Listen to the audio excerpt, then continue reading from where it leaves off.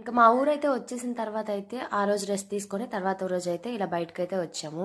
మా ఊరు చూసారా ఎంత కలకలలాడిపోతుందో. ఎందుకంటే మేము వచ్చిన రోజు తర్వాత రోజే వైకుంఠ ఏకాదశి. చూసారా లైటింగ్ అయితే ఫుల్గా డెకరేషన్స్. ఇదైతే లక్ష్మీ నరసింహస్వామి గుడి మంగళగిరిలో. ఇంక అత్తయ్యనైతే తీసుకొని గుడ్లకైతే వచ్చాను మందిరాలకి.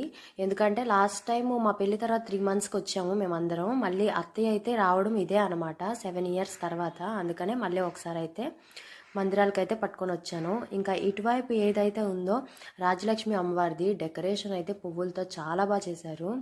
ఇంకా ఇటు వచ్చేసరికి ఉత్తర ద్వారం. రేపు వైకుంఠ ఏకాదశికే తెస్తారు కదా, ఇటు నుంచే దర్శనం ఇస్తారు కదా, అందుకనేసి డెకరేషన్ అయితే చాలా బాగా చేస్తున్నారు. మేమైతే ఈరోజే దర్శనం అయితే చేసేసుకున్నాం. రేపు చాలా రష్గా ఉండిద్ది. శంకుతీర్థంకి అయితే రాత్రి నుంచే లైన్ ఉండిద్ది. అందుకనేసి మేమైతే శంకుతీర్థంకి ఏం రావాలనుకోవట్లేదు. అందుకే దేవుడిని అయితే ఈరోజే దర్శనం చేసుకున్నాము.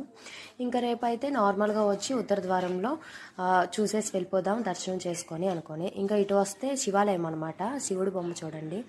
ఇంకా శివాలయంలో కూడా ఒకసారి దర్శనం చేసేసుకొని వెళ్ళిపోయాం. శివాలయం నుంచి స్ట్రైట్గా వెళ్ళి కొంచెం లెఫ్ట్ తీసుకుంటే రైట్లో 5 మినిట్సే అనమాట మా ఇల్లు.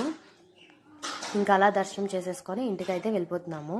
మంగళగిరిలో వైకుంఠ ఏకాదశికి తిరునాళ్ళు కూడా అయ్యిద్ది. చాలా ఫేమస్ అనమాట. చాలా బాగా. ఇంక ఇక్కడ ఎదురుగా చూడండి, వెళ్ళేటప్పుడు పైన లైటింగ్ కనిపిస్తుంది కదా, అదైతే కొండ మీద పానకాల స్వామి గుడి అనమాట.